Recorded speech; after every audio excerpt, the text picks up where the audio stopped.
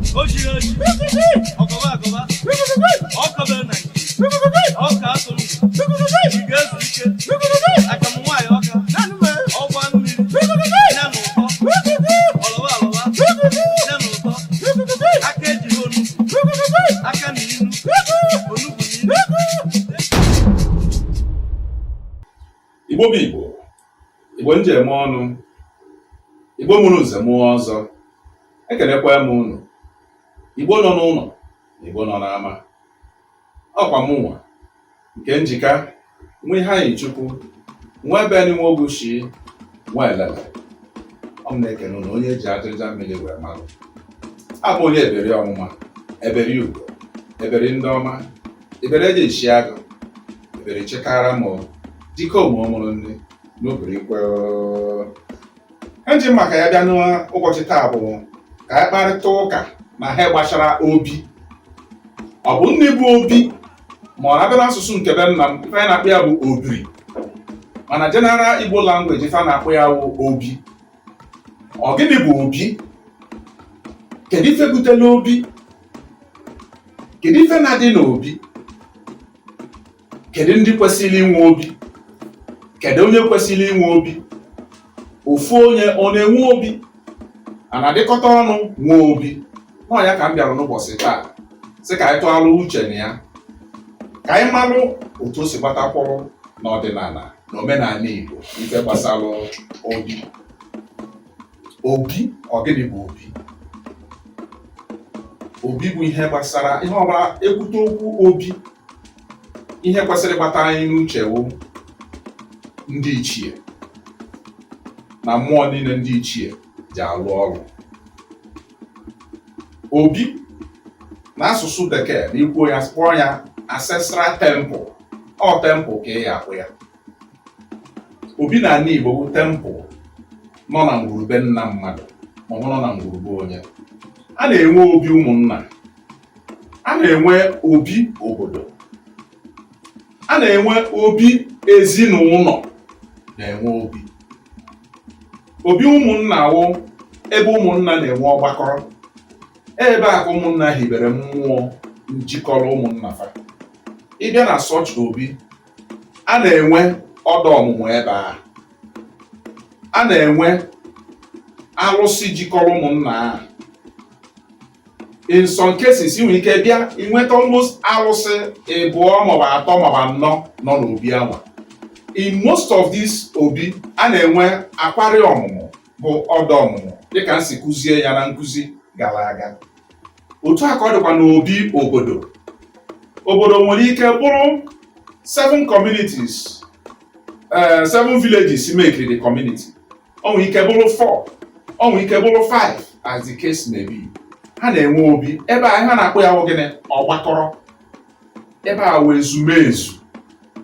Ebe a ka ezumezu ụmụ niile amụrụ na ngwulu a, ụmụ niile amụrụ na village a, ụmụ niile amụrụ na community a, ebe a ka a na-eme mmemme fa. Ka o si bụrụ ọgbakọrọ mmadụ, ka o sikwa wee bụrụ ọgbakọrọ mmụọ. Ebe a ka ezumezu mmụọ niile na-ezu. Asị na o nwere ihe obodo na-eme, ebe a ka ọ na-eje.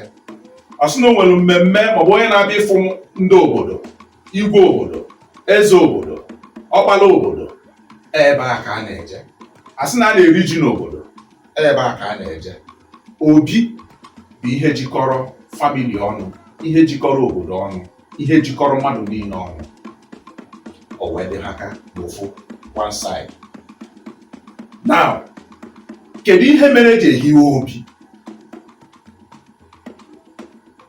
For me, take for example, be mma m ha nọ wee too bụ Mbaise, o nwere ihe a na-akpọ ọgbakọrọ be ha. Ịbịa n'ọgbakọrọ ahụ, every orie, o nwere bute a na-ebute adọwa ya. Orie ọbụla, ebe ọbụla ị nọ na, onye ọbụla ga na-agba ọsọ ka o jee na ọgbakọrọ. Ihe a na-akpọ ya bụ mmanya orie ka a na-akpọ ya. Ị na-eje ebe a, iwelu kọpụ gị, ma nwoke ma nwaanyị ma obere nwa ma agadi ewelu kọpụ ya. Ị na-eru ebe a, ya asị mmadụ ka mmadụ kutelu gị, iru ebe a iwelu kọpụ gị mee gịnị? Ikuru mmanya, enwugide afọ ju gị ga-ala. Ebe a wee ezumezu, mana mmụọ mana mmadụ. though now those things are no longer available. Nwanne na-ezezi nwanne ya maka gịnị? Maka emelụgo obi. Ụfọdụ ndị jidere obi ha kụtuo so n'ebe a ka nsogbu na-eme ha ebe a ka ọ dị. Ụfọdụ ndị hapụziri obi ha dasịsị ya. Obi ọbụla bụ obi ehibelu nwere mmụọ eji ehibie. Anaghị anọkọta hiwe obi. Obi ọbụla ebe ọbụla ijere fụọ obi mana na o nwere mmụọ eji hiwe obi ahụ. Anaghị hiwe obi, adịghị agba aka ehiwe obi. Mmadụ ijekwuje mebie obi a udo were aka ya wee mee gịnị? Otele onwe ya okwu. That obi bụ ancestral altar, the family altar, the community altar, the village altar. If you destroy it, you have destroyed the stronghold of that community. You have destroyed the stronghold of that village. You have destroyed the stronghold of that family. This is to make you know how important obi dị na ndụ nwa Igbo ọbụla ebe ọbụla bụ ebe ọ nọ. Onye ọbụla na-enwero altar will be destroyed by an altar. How is it important ifo na obi be nna gị, your ancestral temple, your ancestral shrine, not the Onowo? Because if destroy all your own, you will be destroyed by another altar. Let me explain. Mi na-eje na-ewe onye ụka, na-ewe onye alakụba, na-ewe onye Hindu, onye ọbụla bụ onye Igbo, nke ọbụla bụ nke ị na-ekpe, ị enwenatarịrị altar. Ị nwere altar onye ọzọ emebie nke gị. Otu a ka o si wee gbatakwụrụ. Imebie nke be nna gị, altar onye ọzọ emebie gị. People na-asị amụsụ oge ọbụla amụsụ a na-ekwu okwu amụsụ because na ha debere their own altar, but you have destroyed your own. You now believe that you are saved by grace. Mmadụ dị ndụ ya enwerịrị altar ebe ọ na-abụ ebe akọ na-esi enweta source of strength ya nke si na be nne ya. You cannot bring a foreign altar ị na-achọ ka ọ function well n'ala Igbo. It is not possible. Asọkwa onye mere nke ọ na-eme mana ihe m na-akụzi taa maka ndị chọrọ mmụta.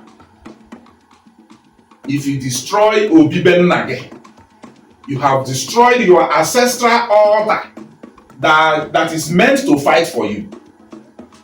Then you will be destroyed by another altar. Ọfụ nwoke ibi ya, ọ na-ama egwu a na-atụ ya na ọfụ nwoke, ọ na-abụ oke ọgwụ, ọ na-eme nka, ọ bụ isi na-abụ because ọ na-service altar nke o belong to. Enwere good altar, enwere evil altar. And from the last time I checked, evil has never triumphed over good. Okay? So why be afraid of those people? Because no one, to you, the more you are not a match to this person. Gịnị mere? Ma ndị otu, ma amụsụ, ma nta, ma imoroko, kedu ihe mere ha ji atụ ndị ọdịnala ụjọ? Maka gịnị? Na anyị nwere altar. Onye ọbụla na-eme ọdịnala ama mpụta gwa gị na ọ na-eme ọdịnala until ọfụ na obibe nna ya dị oke ife pụta gwa mmadụ na ị na-eme ọdịnala. Maka obibe nna gị bụ n'ike dị ndụ, obibe nna gị na-anọgọ gị ọgụ. Ọ dịme obibe nna gị ka e nwere mmụọ bụ ịgwọ ọrụ mmadụ gwa ọrụ gị ọgwụ, mmụọ ahụ esi ebe ahụ jee mebie ya. Obibe nna gị ka ọ dị. I destroy ya anya, ị nọlụ chakoyi. Ihe ghara ekwuzi everyday bụ you're saved by grace. You're saved by grace. Which grace are you saved by? Aya si ike. That altar ahụ ifiru nọ ya ka na-aba ụtọ. A na-afuo. Ọ gbafuo n'ọsọ. Ama mfe ya anya. Obibe nna mmadụ nwere very important role ọ na-play na ndụ mmadụ. Emebizina obi. Emebizina ancestral altars. Emebizina ya. Ọ bụrụ na ha metụrụ gị aka, other altars ndị ajọ, because every day by day anyị na-afụ ndị ajọ mmadụ, anyị na-afụ onwere nwere ike kwuo okwu taa ọ sị gị ọya you will see. Iche na egwuregwu nọọ ka isi eme ka o si eme. iche na-ekele Maria na-ekele ka ya nwa na-ekele ịma na ya nwa na-ekele Maria na ọnụ egbugboro ọnụ ọla n'ụlọ okene ọta nke ya. Ọ bụ na o nwere evil altar o nwere that ojo begosi gị ebe a that evil altar will rise and will bring you down because gịnị ị nwere altar ị nwere defense. Mmadụ ọbụla dị ndụ n'ụwa you must have an altar. Altar bụrụ na akwụ altar eche nọ evil. No. Altar bụ your source of defense, your source of power. Altar ka ọ ya bụ altar ọzọ rise ya against you. Altar nke ga-ebinie jekwuru onye a nụọ by altar o nwetara gị omezie gịnị ọ bịa n'ike ọgbụgba aka ịkụrụta ya n'aka otu o si masị gị. Why destroying our own? Onwe ndị mebikasịrị obi ha, onwe ndị gbara obi ha ọkụ, onwe ndị hapụrụ obi ha mmiri ama anya mebisi ife dị na ya. Sitata ajebe, let us go back and put back those things in place. Oh, that is why I have so much setback. That is why I have ọnwụ ji eju ebe niile. Maka na onwezi onye melite enu, omozi ife na-anụrụ gị ọgụ. Because those things emebicha gị ya. Amụsụ aka nkụ. The common language enwere in the society kita na Igbo kita ahụ jaalụ ọrụ amụsụ because na ihe hapụrụ ihe anyị ji dị ile ọ dị ona before. Amụsụ before na mind the business ya. Amụsụ before na-eji emezigbo ife. Amụsụ before na-eji protect. Some people na-eri amụsụ ka ha wee protect ya family ha. Some people na-eri amụsụ ka ha wee protect ya di ha, ma ka ha protect ya nwunye ha, ma ka ha protect ya their community. Mana some na-erizi eketa ka wee intimidate ya ọda because gịnị na anyị wepụrụ anya n'ife anyị kwesịrị ilekwasị anya. Ha na-awa asịsị stronger and stronger. You need to raise an altar. We need to go back to our roots. What I am preaching here today wụ ihe yenye anyị ndụ, our way of life, which is ọdịnala. You must have an altar. If you don't have an altar, you will be destroyed by an altar. And having an altar is to build a healthy altar. Even if you don't build a healthy altar on your own, go back to those altars alụgọla alụ ndị be anyị ndị ichie nna nna anyị fa debele debe. Let us go back and bring those things back again, and you will see how things will start changing n'ala Igbo. Intimidation karịzịrị n'ife ọbụla bụ nwa Igbo. Igbo n'ụlọ na Igbo n'ama. Too many things are happening. Ọ dịzị ka o nwere ebe anyị si bịa. Maka asị na onye ije na-eje, ọ dị ka o nwere obe. Let us go back to our roots. Let us fix things in our families. Anyị afọ ka anyị esi wee na-progress. Asọrọ m nọ imebi ya, eburu Ghana must go ego tụhapụrụ gị. You need to work. Maka aka aja ọnya butere ọnụ mmanụ. But what I'm saying is this. Ka nwoke ibe gị gwa gị okwu ka ị nwee ike gwagwalị ya. You need an altar. You need obi ndị ichie. Obi maọbụ obiri, as the case may be, were a stronghold to protect any member of a family, village, or community. Daalụ nụrụ nne. Ọ bụrụ na aka ogologo aka ọ bụ na onye na-amụtago mba. Na obele agwara gị agwa iweli ya mee ife. Ọ na ife nchọ ka unu jide n'aka taa ahụ. If you don't have an altar, you will be destroyed by an altar. Ị na-ya na-egwu okwu a, ọ na-afụ nọmba dị na ya. If you don't understand it or you need further explanation on this, akpọna m akpọ, chat ya m na WhatsApp. I will reply you. I will give you more about. Nsị ka nkụziri ife gbasara obi taa, ihe a na-ehibe obi, chi ga-eji chi ga-abọ. Then ka onye kwesịrị nwaanyị ọ na-enwe obi, nwaanyị anaghị enwe obi. Let me make it clear. Nwaanyị anaghị enwe obi n'ala Igbo. Ọ nwoke bụ ihe na-ehibe obi. For example, na-amụrụ m ụmụ nwoke 5. Automatically it is recorded na m enwegokwa obi 5 si from me wee pụta.